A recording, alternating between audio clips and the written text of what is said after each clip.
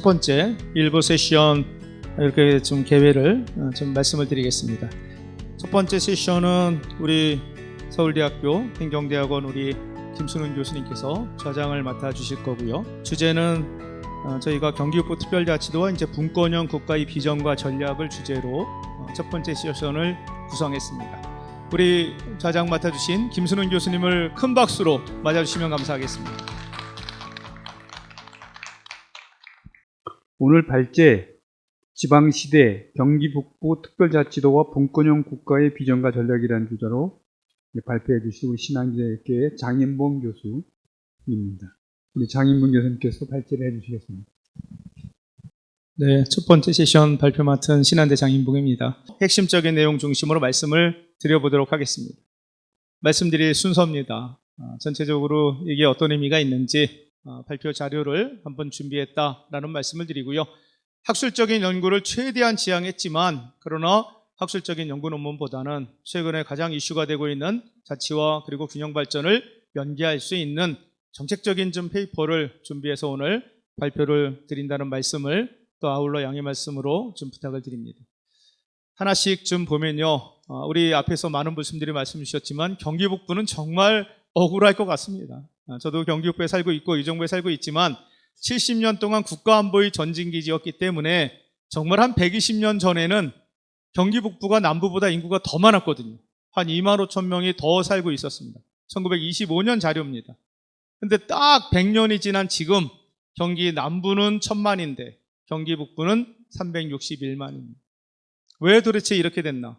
GRDP는 왜 경기 남부에 비해서 경기 북부가 정말 한 그저 5분의 1밖에 안 되고 또 왜 여러 가지 지역의 경제 상황들은 그렇게 열악한지 도로 개수는 또 왜 전국 광역자치단체 수준에서 꼴찌인지 이런 여러 가지 사실은 어려움들이 있었다. 이제 비로소 균형 발전하자 또 지방시대 열자 그랬는데 그러면 경기북부가 얼마나 많은 기대가 있겠어요. 그럼에도 불구하고 오히려 수도권이라는 이유로 아예 논의조차 안 되고 있습니다. 논의조차 안 되고 있습니다. 경기북부 발전계획을 지방시대위원회에서 담지 않고 있습니다. 그것에 대한 근본적인 문제제기, 문제인식에서 제 발표는 시작되고 있다라는 말씀을 드리고요. 그러다 보니까 희생으로 인한 저발전 그리고 균형발전 시대임에도 지방시대임에도 불구하고 기회박탈로 인한 불균형이 심화되는 경기 북부입니다. 그래서 경기 북부를 새로운 희망과 기회의 땅으로 어떻게 정말 좀 만들어 볼 수 있을까? 우리 신한대학이 신의 한 수거든요. 저는 신의 한 수 신한대학처럼 경기 북부 특별자치도가 정말 균형발전 지방자치 두 가지 다 실현할 수 있는 신의 한 수가 될 수 있지 않을까 하는 기대를 가지고 전체적인 내용을 정리했다라는 말씀을 드리고요. 중요한 내용들 제가 하나하나 정리하면서 역시 이제 우리가 검토해야 될 어떤 주제들이 또 과제들이 있겠죠. 우선 중요한 게 경기북부 특별자치도 요구는 할 수 있는데 우리 지역의 요구가 아니라 그게 왜 국가적인 과제가 돼야 되나 하는 것에 대한 이론적인 분명히 근거가 있어야 되지 않을까 해서 이론적인 근거를 확보하기 위한 고민도 했고요. 또 법제도적인 추진 전략은 어떤 것들이 있을지를 한번 같이 고민해 보고 싶었습니다. 그리고 최근에 이제 김포시 서울 편입으로 논의가 시작됐는데 메가시티 서울에 대한 논의도 저희가 같이 검토를 해야 되지 않을까 하는 말씀, 그리고 주민주도 전략을 어떻게 그러면 우리가 또 같이 고민해 볼 수 있을까. 이 전체적인 내용을 다 사실은 말씀드린 겁니다. 이제 그거에 대한 구체적인 간단한 설명들을 하나하나 좀 드리겠습니다. 지방시대입니다. 지방자치 균형 발전 헌법의 조문으로 규정이 되어 있습니다. 지방자치는 달랑 2개의 조문입니다. 물론 지방자치 여기 담겨있는 조문에 있는 내용들 가치가 있고 이 가치가 가지고 있는 의미를 최대한 현실화한다면 사실은 지방자치 저는 기대가 희망이 있을 수 있다고 생각합니다. 그러나 여기에는 아직도 우리 김순훈 위원장님이 지방자치법 전부 개정을 통해서 정말 많은 개선이 이루어졌지만 헌법에 아직도 자치분권에 대한 명확한 사실은 논리가 또 자치입법권이나 자치재정권에 대한 이런 논의가 조금 더 명확하게 좀 반영되어야 되지 않나 하는 그런 말씀을 좀 드리고요.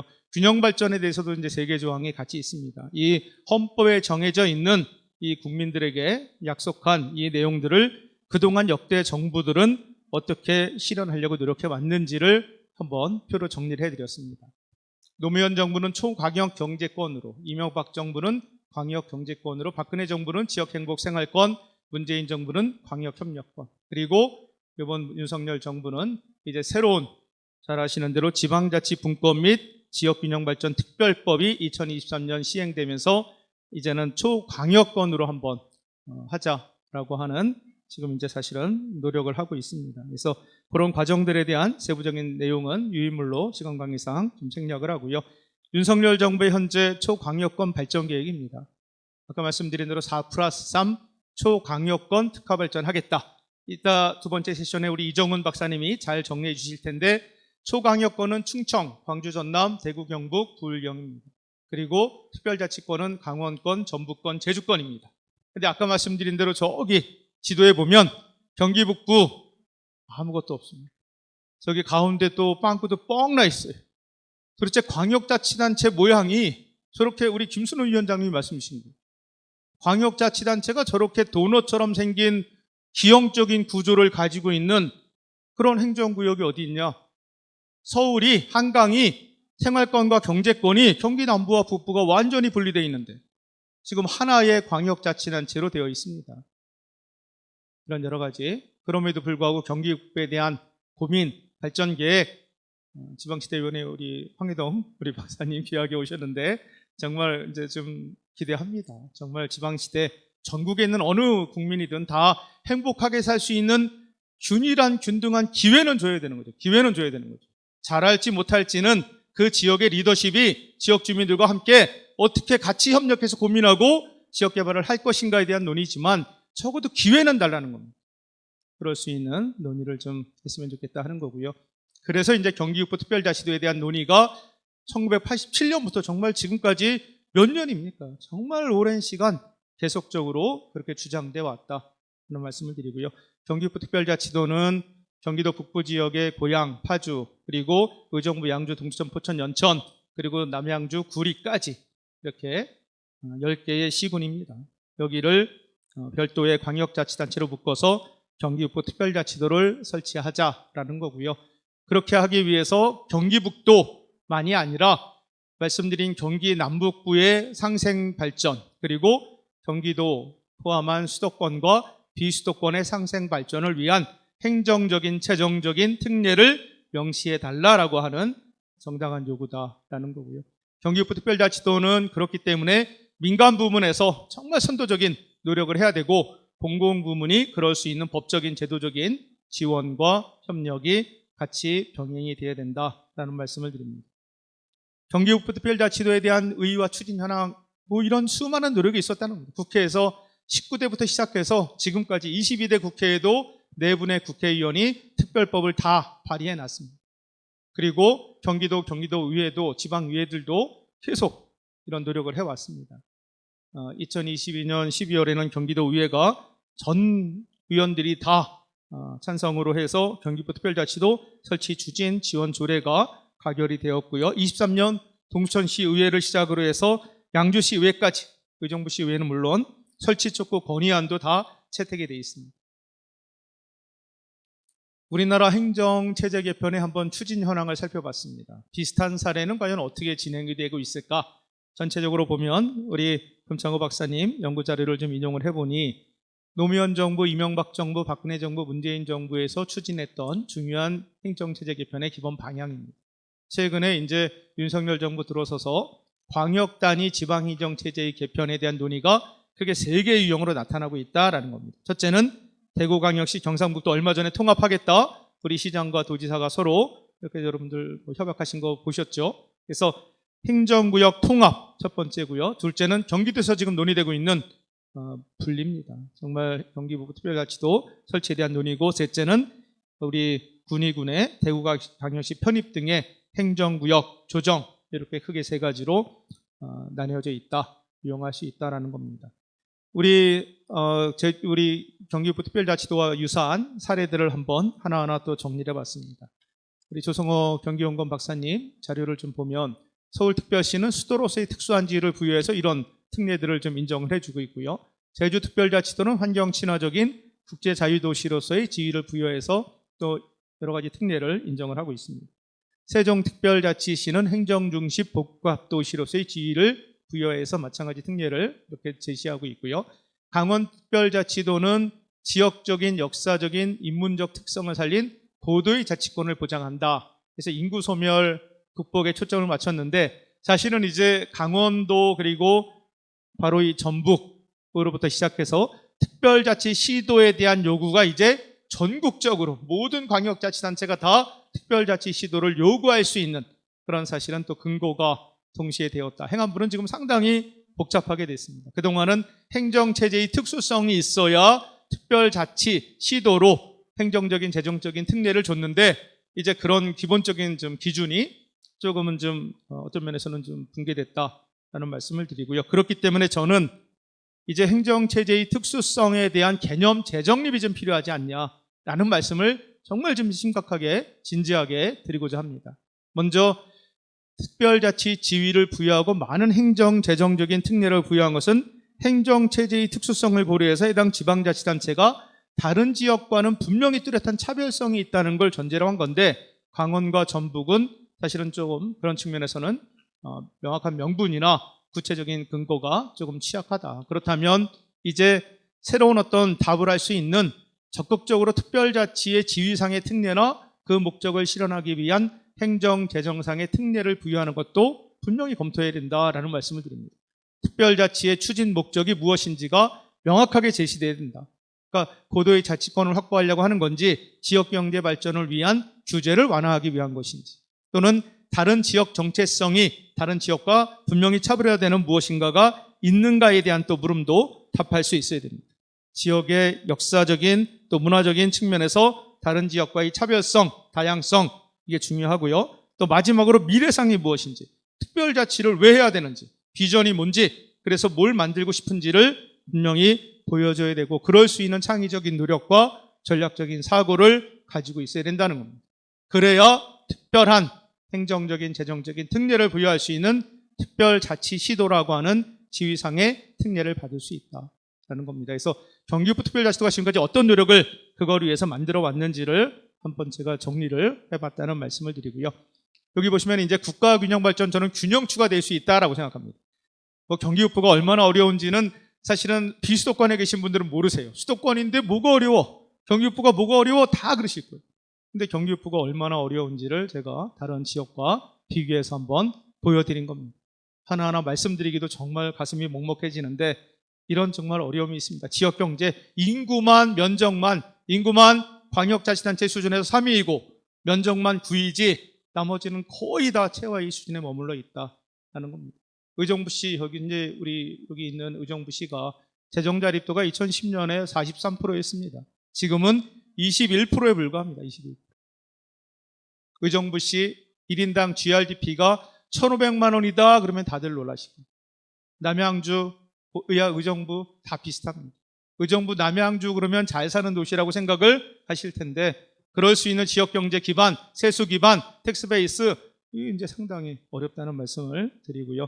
얼마나 낙후되어 있는지를 자료로 좀 정리해서 보여드린 겁니다.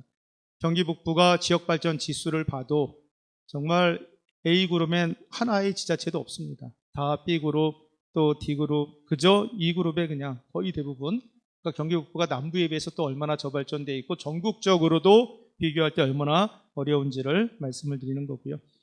계속 이제 낙후 현황 아까 말씀드린 대로 저발전되고 낙후된 게 경기북부의 책임이라면 그건 우리가 온전히 그 책임을 우리가 지지만 잘못된 인위적인 규제, 인위적인 정책으로 인해서 저발전되고 낙후됐기 때문에 얼마나 낙후됐는지, 얼마나 저발전됐는지를 자료로 좀 강렬하게 좀 말씀을 드리려고 준비했던 자료들입니다. 이렇게 어렵다, 낙후 현황, 이렇게 여러 가지 말씀드린 내용들이 있다라는 겁니다.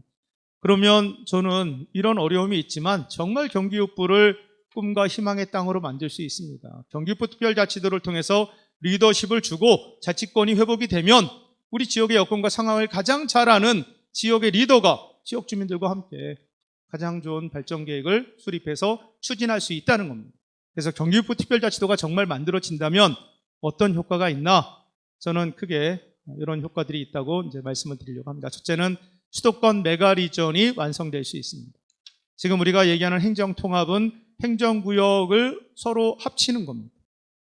그러나 메가리전, 메가시티는 행정구역을 굳이 통합하지 않더라도 행정 거버넌스를 통해서도 충분히 가능합니다.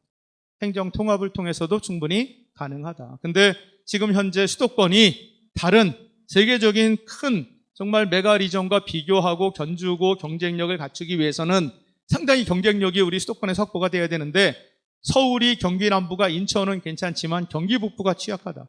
경기 북부가 발전하면 이 네 개가 말씀드린 1,000만의 경기 남부 서울 또 400만의 인천과 경기 북부가 연대해서 정말 강력한 세계적인 메가리전을 완성할 수 있다라는 말씀을 드리는 거고요. 두 번째는 경기 남북부 상생을 위한 최적의 방안입니다. 인구 규모로 해도 전국과 전 세계와 비교해도 정말 1,360만이면 전 세계 국가를 인구수로 쭉 나열했을 때 한 70위권 국가입니다. 상당히 인구가 많다는 거죠. 인구가 많은 건 좋은 것처럼 보이지만 그러나 인구가 너무 많으면 또 아까 말씀드린 도넛 모양으로 기형적인 구조이면 그거는 규모의 경제가 아니라 규모의 불경제가 됩니다. 규모의 불경제가 되면 특정한 지역이 발전하고 나머지 지역은 소외되게 돼 있습니다. 그 소외되는 지역이 그동안 70년 동안 경기 북부였다는 겁니다. 이제 경기 북부 특별자치도를 설치하면 경기 남부가 그동안 경기 북부에 지원했던 수많은 재정이 그대로 세이브 되는 겁니다. 남부에. 그럼 남부 발전을 위한 수많은 지금 해야 될 일이 많은데 그거를 위한 재정의 효율성이 창출될 수 있다. 경기 북부는 리더십을 회복함으로 해서 자치권을 보장받음으로 해서 경기 북부가 발전할 수 있는 기본적인 여건과 상황을 최대한 활용할 수 있는 개발 계획을 통해서 발전할 수 있다. 그러면 경기 남부와 북부가 함께 상생할 수 있지 않느냐 하는 말씀을 드리는 거고요. 그 다음에 동시에 또한 수도권과 우리 비수도권의 상생 방안이기도 합니다. 정말 이제 비수도권의 발전을 위한 국가균형발전 정책 패러다임이 좀 바뀌어야 됩니다.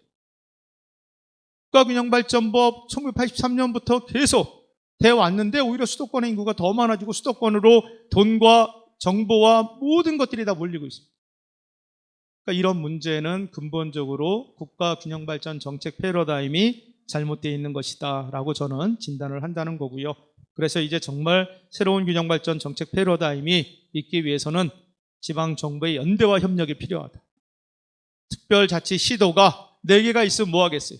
아직도 행안부가 지방시대위원회가 국가가 주도하는 균형발전 정책 패러다임에 묶여서 제대로 된 목소리를 못 내고 있는데 우리 경기북부 특별자치도가 361만이 특별자치도로 만들어진다면 그때는 특별자치 시도의 연합체, 연대의 힘이 달라질 겁니다. 저는 경기북부 특별자치도가 만들어진다면 우리나라가 가지고 있는 최고의 사실은 아직까지 활용되지 않은 자원이 DMZ입니다. DMZ를 강원특별자치도와 함께 연대해서 새로운 국가 성장의 동력으로 분명히 확보할 수 있을 것이고요. 그 힘을 통해서 특별자치 시도 현재만이 아니라 전체적인 모든 광역 특별자치단체가 아니라 광역의 정말 또 기초의 지방정부들이 제대로 역할할 수 있을 것이다라는 말씀을 드립니다. 네, 이제 뭐 중요한 추진 과제들 간단히 말씀드리면 저는 이론적인 근거로 저는 좀 이게 잘 아시는 정말 좀 이게 공리주의적인 사회 정의론을 가지고도 우리가 충분히 경기북부 특별자치도의 이론적인 당위성을 말씀드릴 수 있다는 겁니다. 공리주의에 봐서도 가장 타당하고 또 잘 아시는 대로 우리가 자유주의 입장에서도 타당하고 그리고 우리가 잘 아시는 공동체주의 입장에서도 역시 경기북부 특별자치도는 타당하다. 이론적인 근거는 충분하다라는 말씀을 드리는 거고요. 경기북부 특별자치도 설치하기 위해서는 이제 법적인 특별법으로 이게 설치가 돼야 되기 때문에 법적인 절차 성격이 또 있습니다. 정해져 있는 이거는 따라야 되는데 거기에 주민의 의견을 좀 수렴하게 되어 있습니다. 첫 번째는 지방의회 의견 수렴하고 만약에 주민투표로 하는 경우는 또 예외로 한다라고 되어 있기 때문에 지방의회 의결이나 또는 주민투표를 거치게 되어 있는데 이것은 법적인 구속력이 있는 것은 아닙니다. 다만 주민투표를 통해서 주민이 찬성한다 그러면 아마 추진하는데 상당한 추동력은 확보될 수 있을 것으로 생각을 하기 때문에 오늘 시민분들 또 유튜브 보시는 많은 시민들이 정말 관심 갖고 함께해 주셔야 된다라는 말씀을 드립니다. 추진 로드맵입니다. 지금까지 정말 뭐 우리 오석 부지사님 끝까지 여기 앉아 계시는데 최대한의 경기도가 노력을 했습니다. 정말 새까맣게 타셨어요. 새까맣게 얼굴이 탈 정도로 최선을 다해서 하고 있는데 이제 2026년 만약에 7월 정말 우리 경기북부 특별자치도 도지사를 뽑으려면 2025년에는 관련된 법률이 적어도 정말 제정이 돼야 됩니다. 통과가 국회에서 돼야 된다 하는 말씀을 이제 드리는 거고요. 우리 메가시티 서울에 대해서도 좀 같이 검토를 해보고 싶었습니다. 전문가분들이 아마 말씀을 주실 테니까 저는 김포시 서울 편입, 김포 시민들의 입장은 충분히 공감이 됩니다. 김포시나 또는 남양주시나 또는 구리시 다 서울에 살던 분들이 우리 경기도로 이사 오신 분들이 많으세요. 그러니까 서울 시민으로 다시 편입되는 걸 희망을 하시는 게 당연하죠. 그러나 그거는 본질적인 의미의 자치권, 지방자치, 주민주권, 지역주권과는 정말 역행하는 그런 결과다. 서울공화국이 정말 더 극대화될 것이다라는 말씀을 드리고요. 그럴 수 있는 여러 가지 내용들입니다. 그래서 저는 결론적으로 김포시의 서울 메가시티 편입 논의는 지방분권, 지역주권, 주민주권의 시대적 경향에 역행하는 선택이고 전국을 더욱 서울공화국으로 만들 가능성이 있다라는 말씀을 드립니다. 그러면 이제 아까 말씀드린 시민들이 어떤 역할을 해야 되냐? 자발적인 역할을 하셔야죠. 이걸 뭐 관이 주도해서 막 뭐 하십시오가 아니라 정말 70년 동안 희생을 받아오셨잖아요. 여기 시민단체 대표님들이 다 계시거든요. 그러면 이제 정말 지역의 문제를 주민 참여를 통해서 주민이 주도하는 그런 경기특별자치도 추진을 해 주셔야 된다라는 겁니다. 여기 이제 구체적인 내용들 어떻게 추진단을 한번 만드셨으면 좋겠습니다. 시민 추진단 출범하고 어떤 역할들을 하셔야 되는지도 말씀을 드렸고요. 간단히 마무리하겠습니다. 정말 자치분권과 국가균형발전 정책은 이제 새로운 전환기에 들어섰습니다. 새로운 기회입니다. 저는 이 기회가 정말 경기특별자치도를 통해서 전국에 있는 17개 광역 지방정부가 이제 지방자치단체가 아니라 지방정부다. 또는 스테이트, 연방제에 준하는 분권형 개헌을 얘기했는데 지금 연방제에 준하는 분권형 개헌은커녕 정말 지역에 있는 그 지역의 문제를 지역이 해결할 수 있는 자치권도 제대로 확보되지 못하고 있는 현재 상황입니다. 그래서 자치분권과 균형발전의 두 마리 토끼를 동시에 잡을 수 있는 접근 방법이 필요한데 그걸 위해서는 첫 번째부터 여섯 번째까지 다 필요하고 특히 마지막 행정구역 개편에 대한 정말 합리적인 행정구역은 지방자치를 담는 그릇입니다. 지방자치를 담는 그릇이 잘 정립되지 않으면 자치분권이든 균형발전에 대한 논의는 다시 공연불에 불과할 수 있다라는 말씀을 드리고 정말 희망이 있고 뜻이 있으면 길이 있습니다. 또 토론으로 귀한 분들이 함께 해주시는데 말씀 듣고 또 제가 같이 할 수 있는 기회가 있으면 또 말씀 나누도록 하겠습니다. 이상 발표 마치겠습니다. 감사합니다. 네, 수고하셨습니다. 자, 그럼 본 발제에 대해서 5분의 토론의 말씀을 듣겠습니다. 네, 꼭 좀 시간을 지켜주시면 감사하겠습니다. 네, 토론 순서는 우리 그 유인물에 나와 있는 순서대로 하겠습니다. 우리 라임봉 교수님. 저희 신금을 울리는 우리 장인봉 교수님 발표 잘 들었습니다. 발표 내용에도 보듯이 민선 8기 김동연 경기도지사는 경기 북부 특별자치도 설치 공약을 통해서 경기 북부 지방 분권을 통한 국가 균형 발전과 새로운 성장 동력을 창출하겠다라고 하셨던 것 같습니다. 제가 이 자리에 앉기 전에 저는 어떤 생각을 가졌냐면 경기 북부 특별자치도를 설치하여야 한다라는 이야기가 이미 어느 정도 됐기 때문에 이제 좀 답을 찾는 이야기들을 좀 했으면 어떨까라는 그런 생각을 하고 왔습니다. 근데 꽤 시간이 흘렀는데 아직도 왜 필요한가, 어떤 이득이 있는가, 뭐 이런 내용을 아직도 논의하고 있는 거를 보고 굉장히 마음이 아프다라는 말씀을 드리겠습니다. 이미 이제 이런 논의는 끝내고 이제 설치를 위해서 해소해야 할 쟁점들이 뭐냐, 이걸 하나씩 해결하는 그런 세미나 공청회들이 일어났으면 좋겠다라는 생각을 가지고 있습니다.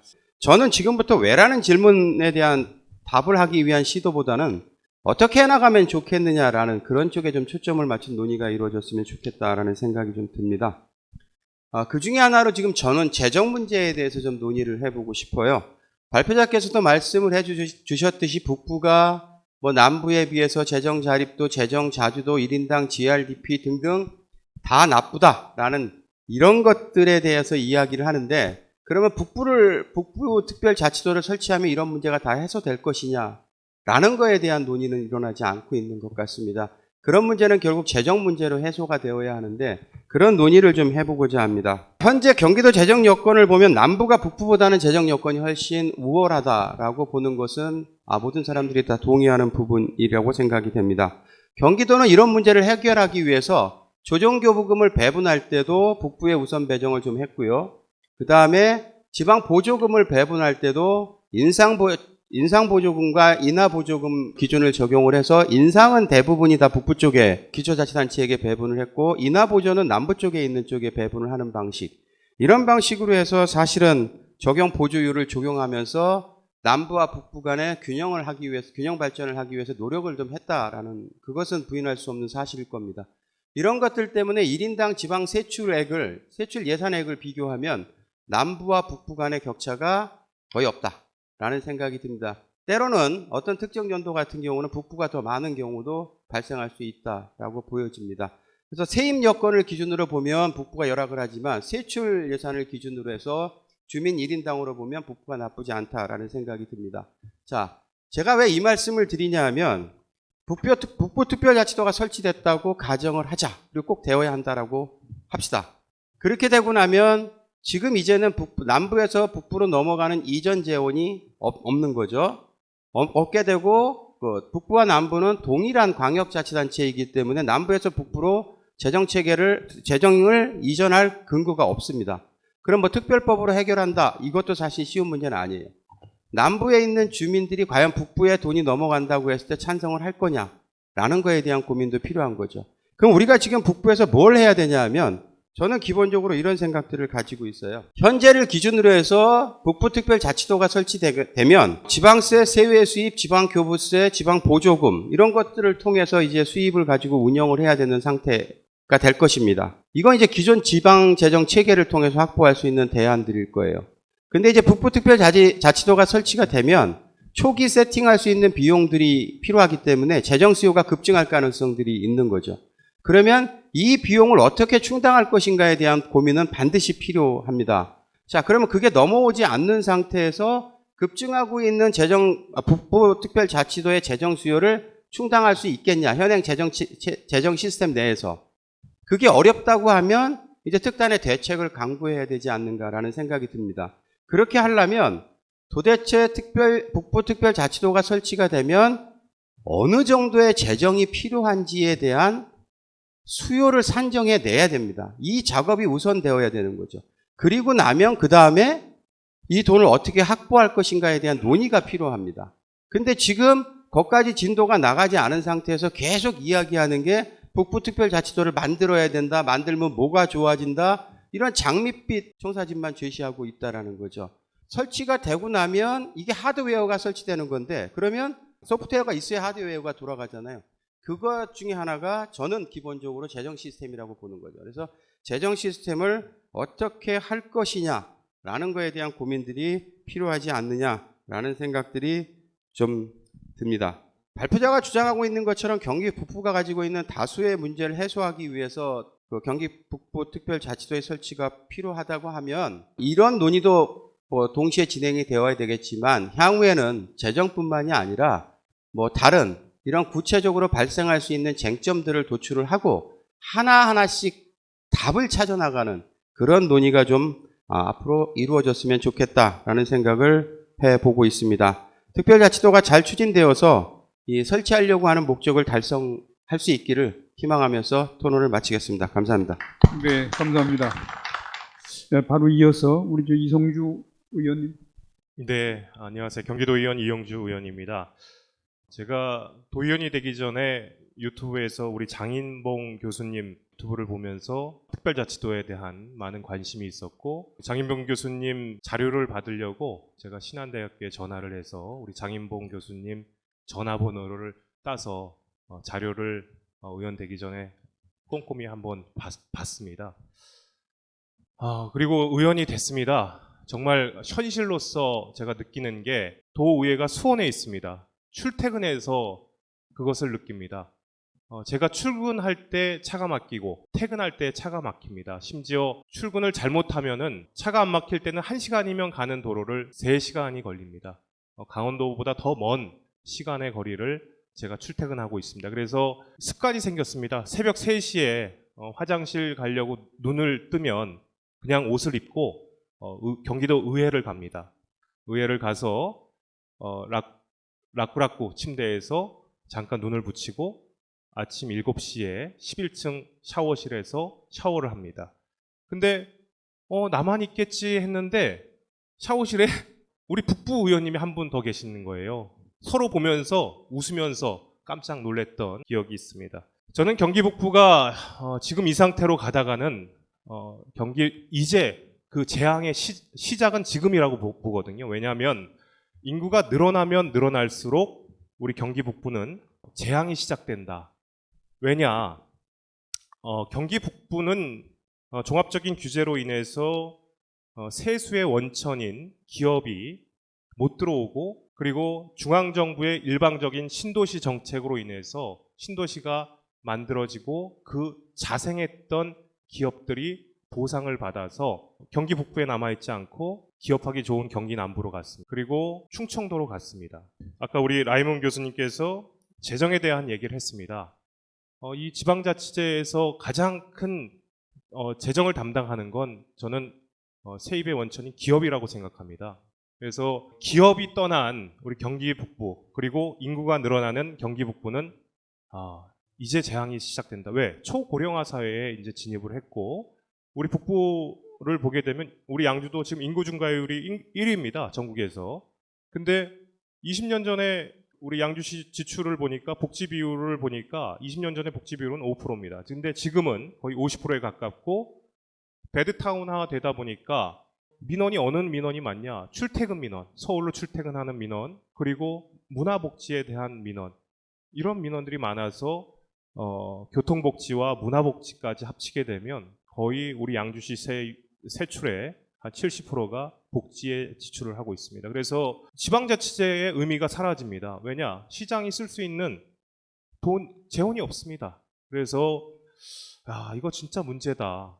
그래서 기업을 어떻게 하면 유치할까? 그 매력이 떨어졌습니다. 인구는 늘어나고 차는 막히고, 그리고 경기도에서 우리 김동연 지사님께서 북부 대개발 프로젝트를 발표했는데 북부의 SOC 사업들 많이 지금 도와주고 계시고 추진하고 계십니다.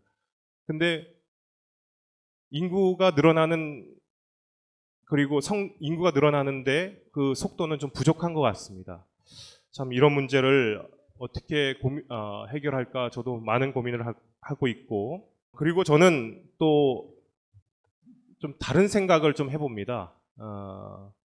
우리 당이 저번 총선에서 서울 편입론을 주장했다가 쫄딱 망했습니다. 근데 저는 경기 북부와 서울을 합치는 것을 조심스럽게 한번 제안을 해보려고 합니다. 왜냐? 제가 이제 건설교통에 있습니다. 이 교통에서 보면은 우리 국민들은 수도권이 하나라고 생각합니다. 그리고 여기 경기도민, 시민, 인천에 사시는 시민들 하나라고 생각합니다. 근데 행정이 이원화되어 있어서 이 교통에 대해서 많은 불편함이 있습니다. 그리고 서울은 너무 고도화되고 있습니다. 그냥 지하철도 이제 더 이상 뚫을 데가 없는데 계속 뚫고 있고, 그리고 버스나 모든 이런 교통체계가 서울만이 고도화되고 있고, 경기도는 그것을 뒤쫓아가기 위해서 가랑이가 찢어질 것 같은 그런 현상이 보여지고 있습니다. 그래서 서울이 경기도의 17분의 1입니다. 그리고 서울은 필요로 하는 게 기피시설, 그리고 녹지, 그리고 넓은 땅이 필요하죠. 그래서 서울과 경기 북부가 합치게 되면 경기 남부와 경기 북부와 서울이 합친 면적이 비슷해집니다. 그리고 예산을 따져보니까 예산도 거의 비슷해집니다. 그래서 제가 또 얼마 전에 대구 경북이 행정통합을 한다고 했어요. 행정통합 괜찮다. 이제 인구 소멸에 대비해서 대구 경북이 그렇게 초광역권으로 행정통합을 하는 거에 저도 그 전에서부터 생각은 하고 있었지만 이게 현실로 이루어질 수 있겠구나.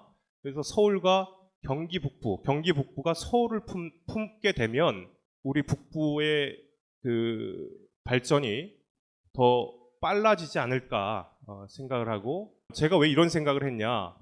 외국인 관광객들이 우리나라에 오게 되면 거의 80% 가까이가 서울만 보고 갑니다. 왜냐? 서울은 예산을 거의 서울시에서 90을 걷습니다. 구에서는 제가 알기로 재산세만 걷는 걸로 알고 있어요. 그래서 서울은 집행기관이고 경기도는 양주시를 예를 들겠습니다. 양주시에서 70의 지방세에 70을 걷고 경기도가 30을 걷어서 거의 모든 경기도의 정책들이 7대3 비율로 지방에 하달되는 걸로 알고 있습니다. 이런 그 행정 통합을 하게 되면 두 개의 경기도 경쟁 체제가 이루어지고 여기서 저는 국가 경쟁력이 이루어진다고 봅니다. 또 왜 이런 주장을 하냐?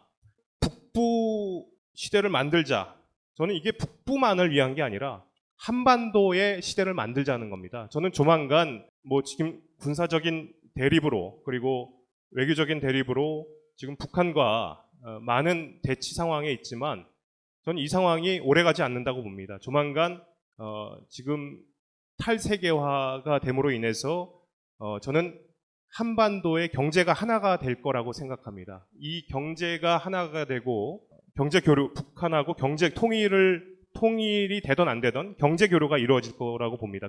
여기서 저는 서울의 행정과 경기 북부의 행정이 합치게 되면 더 큰 우리 국가의 경쟁력을 만들어낼 수 있는 공간이 될 수 있다라는 생각을 합니다. 이상 마치도록 하겠습니다. 네, 수고하셨습니다.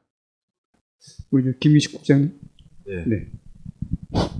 저는 김규식 기자입니다. 현재 기자하면서 지금 가천대학교 행정학과의 겸임교수로 지금 8년째 강의를 하는데 제가 강의하는 과목이 지방자치론과 지역발전 그리고 저널리즘 이론을 하고 있습니다. 저는 사실 일선에 뛰는 기자로서 지금 의정부에 대해서 북부에 대해서 제가 2007년 2월부터 6월까지 경기도청을 출입했는데 서울서 출퇴근을 해봤어요. 그런데 사실 정말 낙후했구나 이런 것을 직접 체험했고 지방자치를 제가 연구하고 공부하는 그런 지금 또 교수로서 기자로서 제가 이 문제에 대해서 굉장히 관심을 많이 갖고 있습니다. 저는 뭐 강력지방정부의 통합이나 분화에 대해서 이야기하고 싶은 거 그것보다도 우리나라 4개의 특별자치도가 있는데 지금 경기도는 분명히 왜냐 그러면 분리가 돼서 특별자치도가 돼야 된다는데 일단 찬성을 하면서 전반적으로 장인봉 교수님의 발표 내용을 전적으로 동의합니다. 경기북부 자치도 설치에 대해서 그 필요성과 절차에 대한 논의가 앞으로도 폭넓게 진행되기를 바랍니다. 그래서 두 가지, 첫째는 하나 설치의 명분을 세우는 것이고 둘째는 설치될 때 얻을 수 있는 실익에 대한 논의가 필요하다고 생각합니다. 앞에서 너무 많은 시간을 해서 저는 간단하게 제 의견을 발표하겠습니다. 토론 의견을 발표하겠습니다. 경기 북부 특별자치도 설치는 전 국민이 원하고 국가적 차원에서도 그 필요성이 인정받으면서 정치권으로부터 합의를 이끌어내야 한다는 측면에서 앞으로 접근 논리가 다음과 같은 방향으로 보완되었으면 좋겠습니다. 첫째는 경기북도 설치의 명분을 세우는 것입니다. 경기북도 설치의 명분은 결국 민주주의 실현에 부합하는 과정을 설명하는 것입니다. 이러한 명분도 전국적 차원과 수도권 차원으로 마련되어야 합니다. 우선 전국적 차원에서 현재 경기도가 너무 커서 균형 발전을 논의할 때 비교 기준의 합의가 어렵다는 점입니다. 경기북도와 남도를 나누면 정치적 논의에서 비교 기준의 합의가 보다 쉬워진다는 점입니다. 특히 경기북도가 신설되면 이제까지 광역지방정부끼리의 규모 차이가 너무 커서 균형과 평균의 의미가 퇴색되는 상황을 피할 수 있게 됩니다. 수도권 차원에서도 지역균형 발전에서 수도권의 비대 혹은 과잉 집중을 논의하기 쉬워진다는 점입니다. 같은 경기도 단위로 수도권 과잉 집중이라는 분석 결과로 상대적 피해를 입는 경기북도가 독자적 위상을 되찾게 된다는 점입니다. 둘째는 경기도가 설치될 때 얻을 수 있는 실익에 대한 논의가 필요합니다. 이 같은 실익은 지역 발전을 의미하고 경기북도의 발전이 전국과 지역 내 상황을 개선한다는 논리를 탐구해야 합니다. 즉 경기북도 설치의 실익도 전국적 차원과 수도권 차원에서 정리되어야 합니다. 이러한 실익은 정치적 실익, 경제적 실익, 사회 문화적 실익이 있을 수 있는데 이에 대한 심도 있는 연구가 필요합니다. 결론적으로 지방정부의 신설, 통합, 분할은 명분과 실익을 모두 충족시켜야 가능합니다.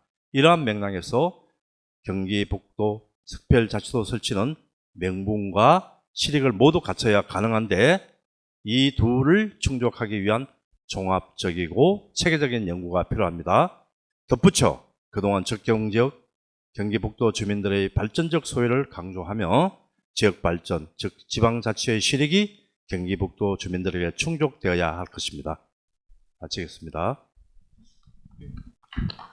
짧게 해주셨습니다. 근데 짧지만 굉장히 명확한 그 내용이었는데요. 제가 간략하게 기억하면 우선 실익과 명분이 일치돼야 된다는 말씀이고요. 그래서 경기북부 특별자치도를 만들면 수도권이 비대하다는 논의를 대응할 수 있지 않겠냐 하는 그런 말씀인 것 같아요. 그 다음에 혹시 실익을 논의할 때도 지역적 실익뿐만 아니라 전국 차원에서의 실익도 함께 논의를 해야 명분과 실리를 얻는 게 아니냐. 이 방면에 대한 심도 있는 연구와 논의가 필요하겠다 하는 그런 토론의 말씀이 있었습니다. 자, 우리 이상범 실장님.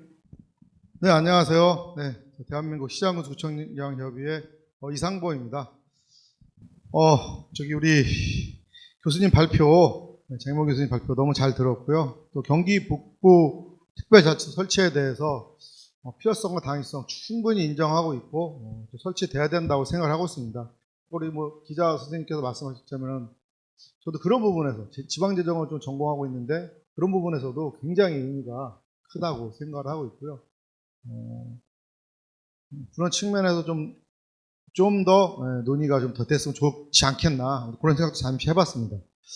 제가 이 토론을 하면서 좀 아쉬웠던 게 뭐냐면 얼마 전에 대구 경북 통합 논의가 있었죠. 그때 이제 우리 홍준표 시장님 그리고 이철호 지사님 그리고 이상민 장관 유동기 위원장님 네 분이서 손을 맞잡고 사진을 찍고 또 TV에서 이렇게 뉴스에까지 나오셨죠. 그게 정말 안타까웠습니다. 제가 드리고 싶은 게 무슨 얘기냐면은 자, 우리 경기 북부 특별자치도 관련된 이러한 많은 논의들이 여기까지 진전이 되고 엄청나게 많은 연구, 엄청나게 많은 인력이 투입돼서 노력이 있었음에도 불구하고 그런 것들이 좀 너무 안 되고 있지 않나 생각이 들었고 저는 경기 북부 특별자치도가 반드시 실행되기 위해서는 중앙정부 차원에서 반드시 관심을 갖고 같이 노력을 하지 않으면 쉽지 않다고 말씀드리고 싶습니다. 실제적으로 자체적인 힘으로 하기는 쉽지 않습니다. 어쨌든 간에 2025년 법률이 만들어지고 또 법률을 토대로 해서 새로운 자치단체 만들어지기 위해서는 반드시 중앙정부의 힘이 있어야 되고 중앙정부가 관심을 가져야 됩니다. 그렇지 않을 경우에 굉장히 어렵다 생각이 들고 있고 그런 측면에서 광역시 통합 논의가 어떤 의미인지는 저도 잘 모르겠지만은 조금 아쉬웠다는 생각이 들고 그런 의미에서 경기 북부 특별자치도가 그런 방향으로 전략을 갖다가 추진하는 것이 필요하다. 저는 이렇게 분명히 생각하고 있습니다. 또 한 가지 아까 우리 교수님께서도 주민 추진단이라든지 그다음에 캠프 잭슨에서 시민분께서 우리가 할 수 있는 일이 뭐냐 말씀하셨는데 저는 그거 굉장히 중요하다고 생각하고 있습니다. 주민과 관련된 문제들이 정말로 중요하고 자발적인 측면도 중요하다고 생각하고 있고 자발적인 측면이 실시가 힘들 경우에는 경기도가 반드시 수견인 역할을 해서 거버넌스 역할, 메타 거버넌스 역할을 반드시 해줘야지만이 가능하다 생각이 들고 있고 그것을 토대로 해서 또 아래에서 받쳐주는 힘들이 반드시 움직여줘야지 그 또 하나의 당위성이 분명히 있다 생각하고 있습니다. 자, 주민들과 하는 거 정말 어렵습니다. 하지만 그게 맞는 길이고 저는 제가 생각하기에 그게 맞는 길을 그렇게 해야지만 했을 때 경기 북도가 지금에 갖고 있는 어떤 논의들이 충분히 가능하다 생각을 하고 있습니다.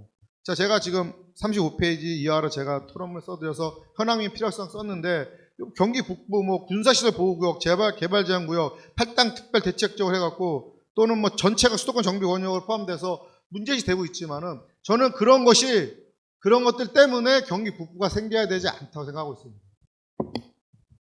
경기 북부가 생겨야 될 이유는 그것 말고 굉장히 많이 이외에 여러 가지도 있고 특별히 지금 우리가 상황에 처해 있는 이 정말로 대한민국이 정말로 앞으로 나가야 될 국가 경쟁이라든지 저출생 고령화 시대에 어떠한 방식으로 접근해서 어떻게 경기 북부특별자치도가 만들어졌을 때 그런 것들이 얼마만큼 완화가 될 수 있고 얼마만큼 실익이 있는지를 갖다가 하는 것이 좀 더 명분이 있고 특별한 어떤 그런 것이 있지 않나 생각하고 있고요. 또 한 가지 2025년 법률을 하기 위해서는 분명히 반대 의견이 있겠죠. 반대 의견에 뭐 2페이지 보시게 되면 여러 가지 반대 의견을 써놨지만은 결국에서는 경기 북부특별자치도가 만들어졌을 때 지금의 낙후가 계속될 것이냐 아니면 더 발전할 것이냐 저는 아마 그게 굉장히 초유의 어떤 그러한 의미가 있다 생각하고 있습니다. 그렇다면은 자 대대적인 경기 부양책이라든지 투자가 북부에 일어나지 않았을 경우 경기 북부특별자치도가 지금 이상의 어떠한 형태로 더 앞으로 나가기는 저는 쉽지 않다고 생각하고 있습니다.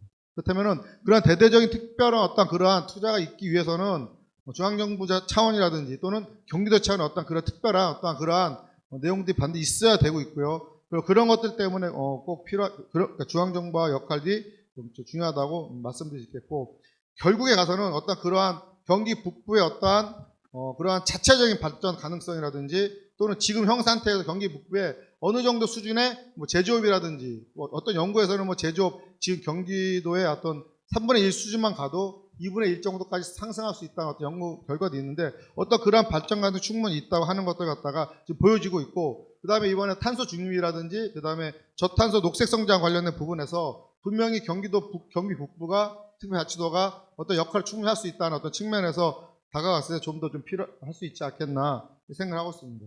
그리고 제 3페이지, 4페이지, 5페이지, 제 2페이지 이하 뒤편에 제가 드린 또 전략 설치 방안에서는 경기 북부 특별자치도의 역할, 전략, 그리고 뭐 중앙정부 역할 전략 했었는데 사실 그렇습니다. 경기 특별자치도의 역할과 전략 같은 경우 자, 지금 형태로서 중앙정부의 힘 없이 경기도의 힘만으로 한다.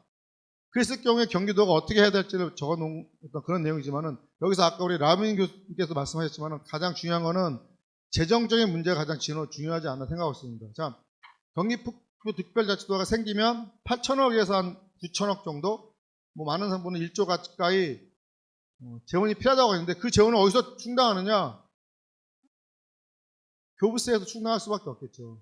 그럼 교부세가 그 정도 필요하게 된다면 그만큼의 재원이 다른 자치단체에서 흘러들어가기 때문에 전체적인 측면에서 반대에 직면할 수 있겠습니다.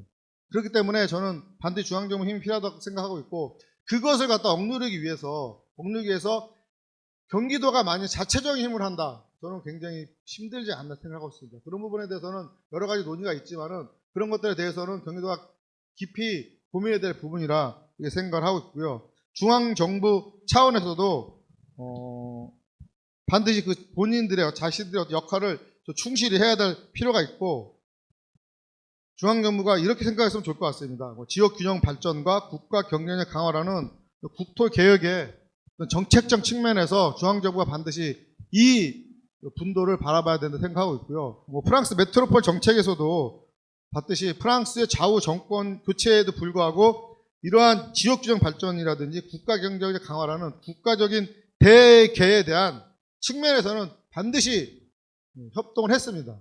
그렇다면은 지금 이 상황에서도 여야 할 것 없이 정말로 그런 걸 떠나서 국토 대개혁이라는 어떠한 그러한 측면에서 반드시 좀 같이 움직이는 것이 좀 필요하다 생각이 들고 있고요. 그런 측면에서 말씀드리고 끝으로 간단하게 지역의 역할과 관련해서도 말씀드렸지만은 다시 한번 말씀드리지만은 주민들과 어떤 역할을 분명히 좀 더 강화시키는 것이 좀 더 바람직한 생각이 들고 있고 그런 측면에서 경기도가 그리고 경기 북부 특별자치도가 만들어지기 위해서는 좀 더 같이 노력할 수 있는 어떤 그런 들이 좀 필요하지 않나 하면서 이상 제 토론을 마치도록 하겠습니다. 네, 감사합니다. 예, 지금 이와 같은 논의가 결실을 맺기 위해서는 어찌되었든 간에 중앙정부와의 협력이 필요하지 않겠냐 하는 말씀을 누차례 강조하시고 시민, 그다음에 경기도의 노력도 꼭 필요하다 하는 그런 말씀이 있었습니다. 자, 우리 이어서 황해동 박사님 마지막입니다. 예, 안녕하십니까. 대한민국 대통령 직속 지방시대위원회 지방분권국 전문관으로 있는 황해동입니다. 반갑습니다.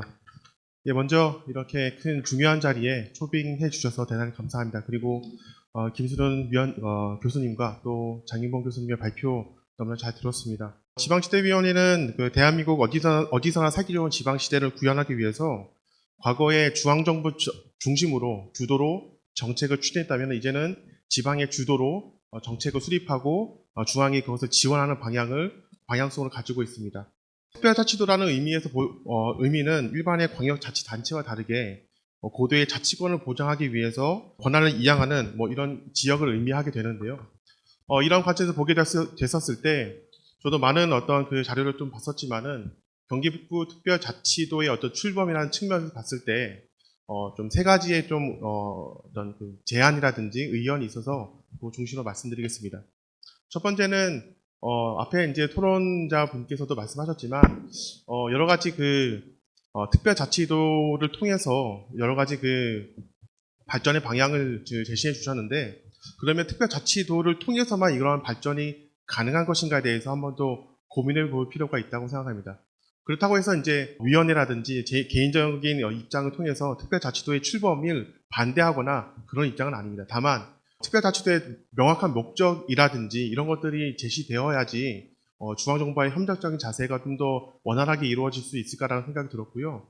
지방시도 종합계획이 2023년 7월 달에 2023년에 수립이 되었고 그 안에 보게 되면 맞춤형 자치 모델을 구현하게 되었습니다. 그 세부적인 내용을 보게 되면 강원도라든지 전북 이렇게 두 개의 시도만은 언급되어 있는데 강원과 전북을 이제 좀 더 논의할 때 많은 사례를 본 것이 제주를 통해서 많이 보게 됩니다.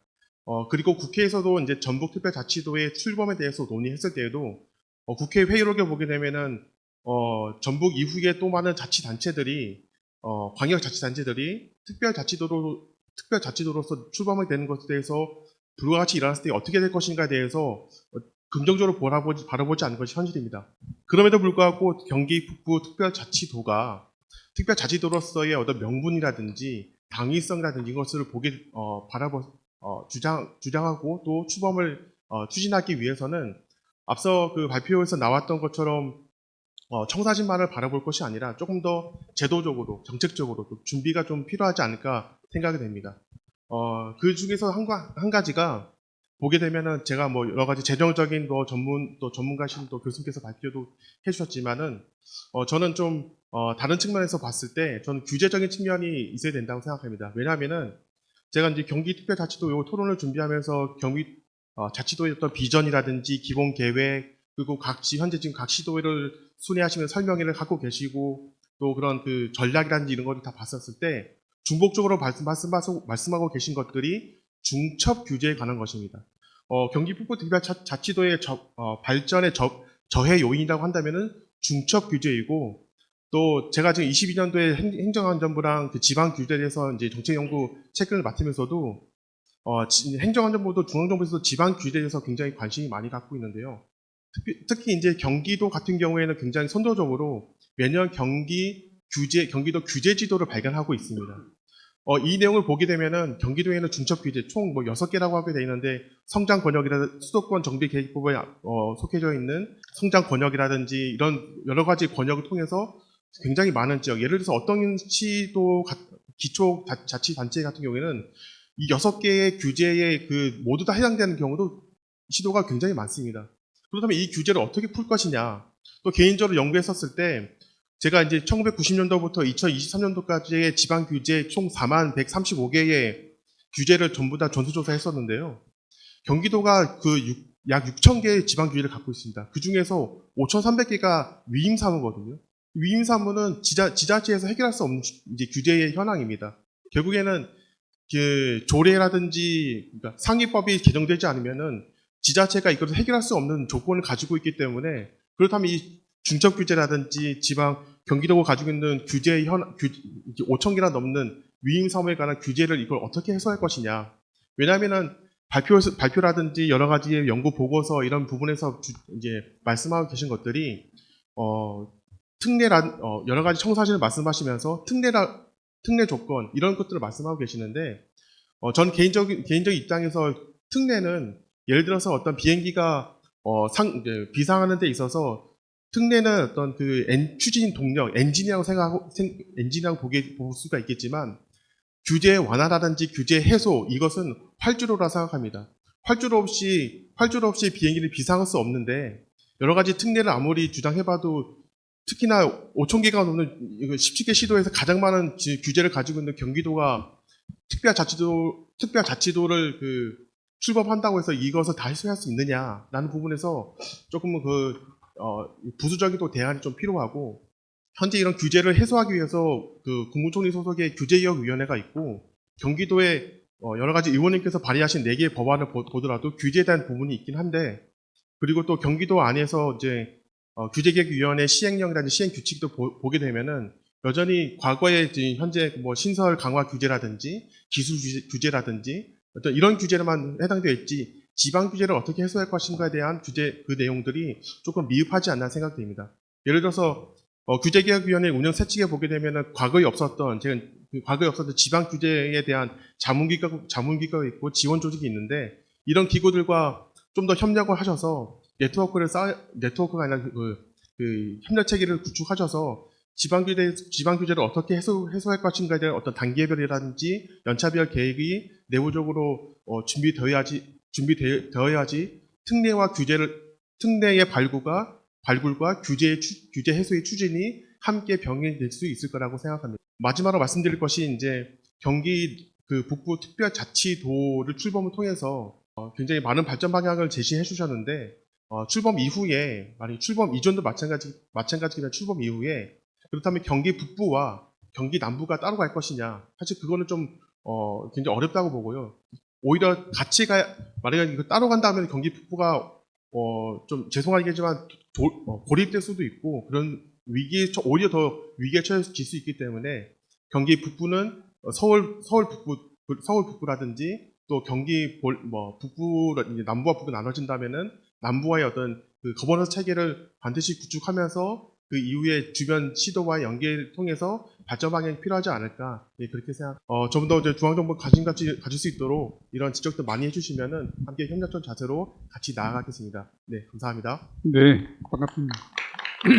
지금 지방시대위원회에서 지금 근무하고 계시기 때문에 조금 그쪽 시각에서 바라보는 것 같습니다. 일단 북부 우리 특별자치도의 명확한 목적, 이런 것들을 조금 구체화하면 좋겠다는 말씀과, 결국은 이제 규제 완화나 규제 철폐의 문제에 도달할 텐데 그런 좀 심도 있는 논의도 좀 필요하다 하는 말씀이고요. 그다음에 이제 끝으로는 특별자치도에 관한 제도가 완성되는 단계에 가면 절차가 있을 겁니다. 동시에 탁 분리시킬 건지 아니 전문적으로 할 건지 이런 거에 대한 혹시나 발생할 시행착오에 대한 그런 염려의 말씀도 드렸습니다. 그래서 발주자 토론자께서 시간들을 많이 아껴주셔서 저희들이 한 5분 정도 좀 남았는데요. 혹시 플로우에서 질문이나 코멘트 있으시면 한두 분만 짧게 받도록 하겠습니다. 네, 경기도 행정2부지사 오우석입니다. 두 가지 질문 좀 드려보겠습니다. 지금 특자도가 만들어지면 지금 현재 경기 남부에서 경기 북부로 매년 한 7, 8천억 정도 지원을 받고 있는데 재정 문제를 어떻게 해결할 것이냐라고 질문을 하셨는데, 경기도는 이제 교부세 불교부 단체잖아요. 근데 경기 남부하고 경기 북부가 분리가 되면 경기 북부는 그 재정 수요보다 그 재정 공급이 많이 부족하기 때문에, 그러니까 그 지방세를 충분히 걷지 못하기 때문에 교부세 교부 단체가 될 수밖에 없어요. 그러니까 현재는 국가가 경기 북부에 지원을 해줘야 될 예산을 경기도에서 자체적으로 니들끼리 남부에서 지원을 받아라라고 하는 그러한 시스템을 운영하고 있는 거거든요. 근데 경기 북부가 분도가 되게 되면 경기 북부는 지금 세수가 부족하기 때문에 국가가 지방 교부세로 당연히 한 1조 원 내외의 교부세를 줘야 됩니다. 지금 수도권 서울 경기 인천 빼놓고 나머지 시도들은 지금 교부세 교부단체이기 때문에 대부분 1조 원 내외의 지방 교부세를 받고 있어요. 경남 같은 경우에도 인구가 336만 분이 안 되는데 지금 거의 한 9,500억 정도의 그 지방 교부세를 받고 있는데, 경기 북부도 충분히 지방 교부세가 당연히 법에 의해서 산식이 결정되기 때문에 1조 내가 와야만 된다. 그리고 그 나머지 문제를 그러면 어떻게 해야 되느냐, 다른 시도에서 그럼 지방교부세가 경기 북부로 가는 거에 대해서 불만이 있지 않겠느냐라고 얘기를 하는데, 그 부분은 경기 북부 특별자치도에 물어볼 게 아니라 그럼 국가에서 자체적으로 해결해야 된다라고 생각을 합니다. 왜냐하면 지금 우리가 지방세 구조가 세가 한 75%, 그리고 지방세가 25%인 상태에서 대부분의 시도, 경기도조차도 전체 35조의 예산 중에서 지방세에서 걷는 게 16조뿐이 안 돼요. 나머지 19조는 국가에서 국비를 받고 있는 거라고요. 국비가 오고 있는 겁니다. 그러니까 국가에서 지방교부세를 조정을 하든 국고보조금을 조정을 하든 경기 남부나 다른 지역에 지원하는 부분을 줄이고 경기 북부에 당연히 줘야 될 지방교부세를 주는 시스템이 맞지 않나. 그러면 경기 북부 특별자치도를 만들면서 경기 북부 특별자치도가 재정이 부족해지는 문제를 걱정할 이유는 없다라고 생각하는데, 거기에 대해서는 어떻게 생각하는지 좀 답변 부탁드리고, 우리 황해동 우리 전문가님께는 규제를 풀어야 된다는 것이 굉장히 중요하다라고 생각하고 당연하다라고 생각합니다. 근데 지금 중첩된 규제를 풀 얘기들을 해야 된다라고 말씀하셨는데, 과연 경기 북부가 경기 남부하고 이렇게 붙어서 경기도가 돼 있으면, 경기 북부는 전국 시도 평균보다 훨씬 못하지만 경기도 전체적으로는 잘 산다는 평이 있기 때문에 규제를 안 풀어줘요. 경기 북부가 독립하지 않으면 경기 북부의 규제를 풀 수 없는 이 문제, 과연 현재 경기도에 남아가지고 규제를 풀 수 있겠느냐, 거기에 대한 혹시 답이 있으시면 좀 해주시면 감사하겠습니다. 이사님. 예, 교부세 당연히 받죠. 교부세 당연히 받는데 19.24%로 재원이 한정되어 있기 때문에 경기도가 경남만큼 1조를 받을 수는 없을 거예요. 왜냐하면 대한민국 전체가 경기도가 1조를 가져가게 되면 줄어들기 때문에 그 제한된 그 교부세 범주 내에서 이제 조금씩 나눠 갖는 형식이 되지 않을까 싶어요. 그렇다고 했을 때 경남이 이제 과거보다 더 적게 받을 거고, 그럼 경기도가 경남만큼 받는다고 해도 그보다 적게 받는 이런 구조가 돼서 생각했던 것만큼 교부세는 들어오지 않을 거다라는 생각이 일단 기본적으로 들고요. 더 문제는 뭐냐면, 이제 물론 이제 기준재정 수요액이 뭐 엄청나게 늘어나서 수입액이 못 따라오면 더 많이 받을 수는 있겠지만, 전체적으로 한정된 재원 속에서 쉽진 않아 보인다라는 생각이 들고, 또 하나는 초기에 세팅을 하게 되면 이제 과거에 도에 하나만 있어도 되는 그런 뭐 직속기관이니 뭐 이런 시설들을 이제 만들어야 되고 짓게 되고 뭐 하고, 이런 초기의 세팅 비용들이 되게 많이 들어갈 가능성들이 있어요. 그러면 그 재정 수요가 얼마인지를 빨리 계산을 해서 우리가 교부세로 받을 수 있는 돈이 남부에서 넘어올 수 있는 돈보다 더 많은지 적은지, 그 다음에 우리가 세금으로 받을 수 있는 돈 지금 다 나와 있거든요. 그런 것들을 계산해서 어떤 게 더 이득인지, 그리고 지금 받는 돈 가지고 그러면 우리가 초기 세팅을 다 해서 출범할 수 있는 건지, 아니면 시차를 두고 가도 되는 건지, 이런 것들에 대한 준비 작업들이 사전에 일어나야 된다라는 말씀을 드린 겁니다. 제가 뭐 재정이 없어서 도저히 못한다는 개념이 아니라 사전에 준비를 좀 해줬으면 좋겠다. 근데 그게 없이 무조건 특별자치도 출범하자는 것은 나중에 문제가 될 수 있다라는 말씀을 드리려고 재정체계에 대해서 말씀을 드렸던 겁니다. 규제에 대해서 이제 지방규제를 보게 되면은 문제점이 뭐냐면은 상기 법령은 있는데 지방주에 없거나, 아니면은 상기 법령과 조례의 내용이 다르거나, 아니면은 좀 너무나 좀 안타깝지만은 조례는 있는데 상위 법령이 없거나, 이런 경우가 이제 지방주의 문제점으로 나타나고 있습니다. 다만 물론 이 조례 자체가 상위 법령의 범위를 넘어가서 조례를 정하거나 규정할 수는 없긴 하지만, 현재 지금 지방규제의 어떤 흐름상을 보게 되면은 지방규제 지자체의 현재 그 상황에 맞게 지자체가 규제에 대해서 어떤 문제점이 있거나 어떤 적절하지 않은 범위에서 의견을 제시했었을 때 상위 법령이 개정되거나 이런 조짐이 보이고 있습니다. 그러한 측면은 왜냐하면은 중앙정부에서도 규제개혁심의위원회 안에서도 지방규제에 대한 기구를 둔 것도 그에 대한 이유였거든요. 그래서 우선적으로 지자체에서 그렇다면은 그 중앙규제와 지방규제의 어떤 상기점이라든지 지방정부 봤었을 때 중앙정부의 어떤 규제 현황에 대해서 불합리하거나 좀 불평등을 초래하는 규제 내용이라든지 이런 것들이 사전 검토가 될 필요성이 있고요. 현재는 지금 규제의 어떤 의견을 제시할 수 있는 공간이 규제개혁 신문고라든지 몇 개의 창구밖에 없었는데 좀 더 이런 많은 창구를 이런 그 지방자치단체가 중앙정부라든지 규제개혁위원회라든지 이런 이런 부분에서 의견을 제시할 수 있는 창구에 대해서 검토가 좀 필요하다고 좀 생각됩니다. 네, 끝으로 오늘 발제해 주신 장인봉 교수님의 마지막. 위원장님 정말 감사합니다. 이게 짧은 시간인데 정말 아주 효율적으로 진행을 해주셨습니다. 앞에 5분 토론 다 공감하고 또 사실은 뭐 하나하나 드릴 말씀 많은데 그게 이제 오늘 이 세션이 이제 사실은 준비된 이유입니다.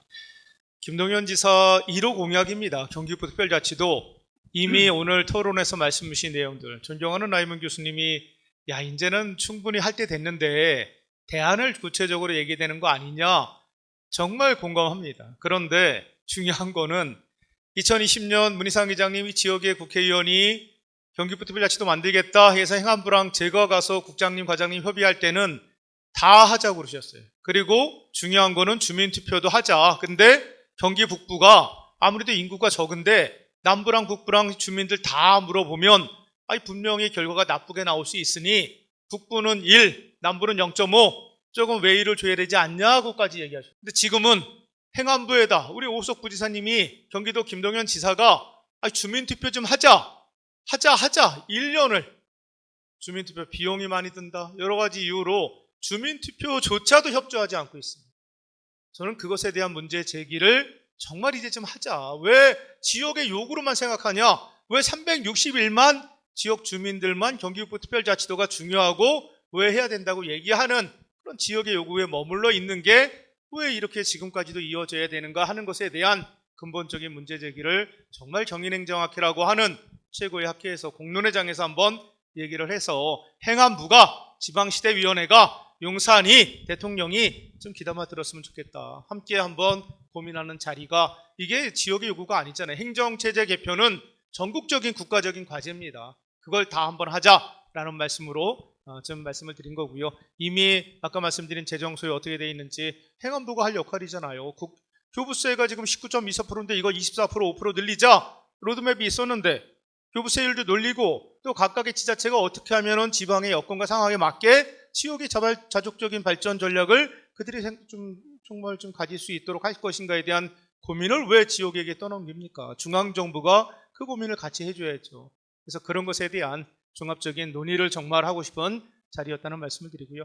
5분의 토론, 우리 경기도가 또 공부하는 학자로서 저도 또 여기 계신 모든 많은 전문가들이 연구하고 있습니다. 이정훈 박사님이 경기연구원이 과거에는 역대 지사님들이 다 경기북도 시기상조다. 경기연구원 반대하는 사실은 연구를 하신. 근데 우리 이정훈 박사님이 여기 오셔서 이젠 해야 됩니다. 왜 해야 되는지에 대한 또 수도권과 어떻게 상생하는지에 대한 발표를 하는 것 자체가 정말 이제 이 시대적인 국가적인 과제다라고 하는 여러 가지 이제 사실은 정말 중요한 기회고요. 그것에 대한 오늘 첫 번째, 두 번째 세션이라는 말씀, 또 귀한 말씀 저희가 잘 또 반영해서 도와 함께 또 우리 지역에 있는 대학들이 함께 공부하고 또 연구하겠다. 경기연구원이 또 있습니다. 라는 말씀 드리고 마무리하겠습니다. 감사합니다. 네, 수고하셨습니다. 네, 이제 현 정부가 출범한 지 벌써 2년이 넘었습니다. 남은 기간이 이제 3년도 아직 안 됐는데, 그동안 현 정부가 지방자치, 지방분권, 특히 균형 발전이 어떤 태도나 어떤 성과를 냈는지가 이제 앞으로 중요한 과제가 될 것 같아요. 그런데 이제 지금까지 논의를 보면 조금 긍정적으로 봤을 때 특별자치도를 만드는데 굉장히 우호적입니다. 우선 강원도가 특별자치도가 2023년에 됐고요. 2020년 12월에 전라북도가 됐습니다. 또 실현될지 안 될지는 모르지만은 앞으로 2년 안에 대구 경북 특별자치시를 만들겠다고 장관님들이 합의하는 기사 다 보셨죠? 그렇다면 특별자치도의 정부인데 우리 특별자치도 하나 만들자는 거잖아요. 그래서 그런 분위기를 경기도가 어떻게 좀 잘 하면 좋지 않습니까?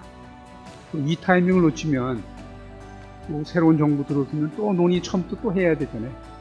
그런 것도 참고를 해서 좀 서두를 때는 좀 서두러주는 것도 전략상 좋지 않을까 이런 생각입니다. 그런 과정에 오늘 경인행정학회가 아주 중요한 시점에 이러한 내용을 총정리하는 그런 자리를 마련하지 않았나 생각합니다.